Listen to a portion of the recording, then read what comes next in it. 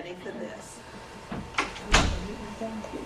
Now let's go back to the mandatory rule, because of course that's the most important kind of rule. That's really the rule that brings the parents to us. And there are three parts to a mandatory rule: what to do, when to do it, and how often.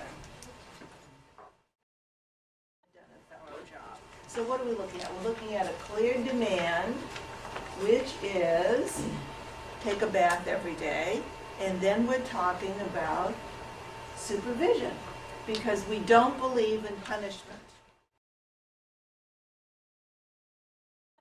Is essentially what happens. So we're talking about supervising, not punishing. And how do you supervise? You walk kids through the steps of whatever it is they're supposed to do. Never turn your back on your child till it's done just the way you want it done. It's actually almost a universal problem that a parent will yell from one room to another. Buy a ticket, right? Because of, yes? What about random checks with your child? And then every child tends to be different.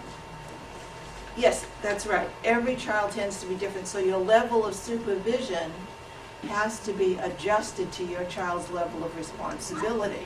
Some children are very responsible about home chores, but you can't trust them to do schoolwork. Some children are very responsible with schoolwork, but you can't trust them to do chores. So your level of supervision is matched to their level of responsibility. That's exactly right. It takes two people to argue. Arguing is the one behavior you can stop all by yourself.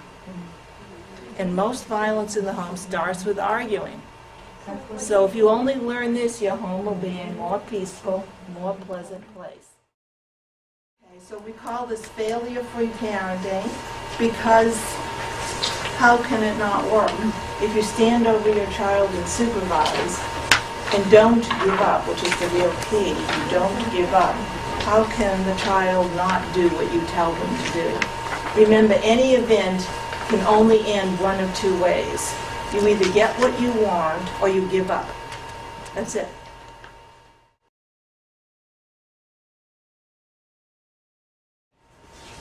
See, the point is we want our focus to be on the impersonal task. We want to take it out of the personal realm that I am going to make you do something.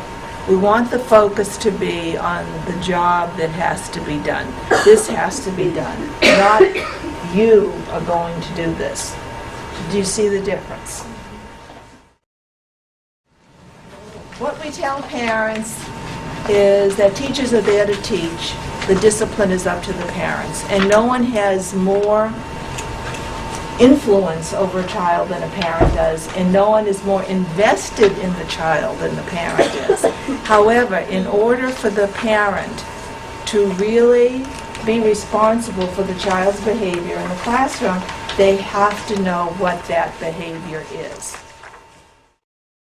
Not a future. Because when you talk about a future, you talk about planning your life. You talk about taking control over your life. And lots of our families are very reactive, not proactive. So asking them to make rules and a schedule is actually teaching them to take control over their life, to plan. Because a lot of them react to events that happen in their life. They don't think, well, I want to achieve this goal, so I have to do A, B, and C. So there's a 5-step family therapy approach, very structured, that will really help you get to the heart of the matter within 10 or 15 minutes. Because we cannot control thoughts or feelings, we can only control behavior. See, the point is, do you love your child enough to make them capable of leaving you and functioning in the outside world and having a decent life? Or are you more worried about your own feelings and want your child to like you because that's what makes you feel good. Not because that's what's good for your child, but because that's what's good for you. Tell me what happened the last time. Because when you say to a parent, what problems are you having with your child? Everything. He doesn't do anything. They globalize, right? So you really have to tell, okay, tell me the last time he didn't do something you wanted or he did something you didn't like. The very last time. You have to make it specific. And then you go through it to the end and you'll see what did they actually say to the child to stop it. And if you only have one question to ask, this is the question. Did you want to raise your kids differently from the way you were raised?